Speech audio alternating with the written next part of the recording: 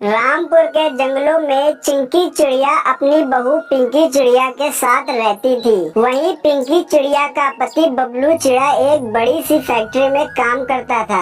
वहीं पिंकी चिड़िया के घर के पास में ही एक आम का बगीचा था, जिसका मालिक कालू कौआ था। और कालू कौआ दिन रात अपने बगीचे में बैठकर अपनी आम की फसल की रखवाली किया करता था, और वह अपने आम किसी भी पंछी को खाने के लिए नहीं देता था, जिससे जंगल के सभी पंछी बेचारे बहुत दुखी रहते थे। फिर एक दिन पिंकी चिड़िया जंगल में घूम रही थी, तभी उसकी नजर एक आम के बगीचे पर पड़ती है। फिर वह आम खाने के लिए बगीचे में चली जाती है। तब वह देखती है कि कालू कौआ अपने एक हाथ में डंडा लिए अपने बगीचे की रखवाली कर रहा है। तभी पिंकी चिड़िया कालू कौए से बोलती है कि कालू भैया मुझे आम खाने का बहुत मन हो रहा है। क्या मैं आपके बगीचे से 2-4 आम लेकर खा सकती हूँ?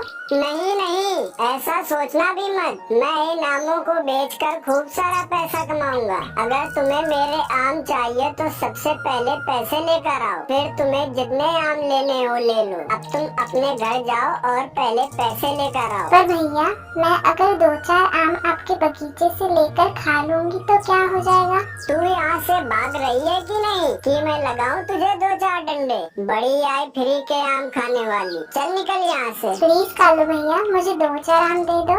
अभी जब मैं पैसे लेकर दोबारा आऊंगी तब आप उसमें से काट लीजिएगा। तू यहाँ से भाग रही है कि नहीं? तब पिंकी चिड़िया गुस्सा होकर वापस अपने घर आने लगती है। तब चिंकी अपने बहू पिंकी से पूछती है कि पिंकी बेटा, तू इतनी देर से कहाँ गायब थी? मैं कब से तुझे इधर उधर ढूंढ रही थी। अरे माँ जी, कालू भैया ने मुझे अपने बगीचे से आम नहीं दिए।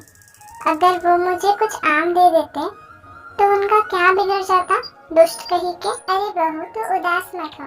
जब मेरा बेटा कल काम पे जाएगा तब मैं तेरे लिए आम मंगवा लूंगी।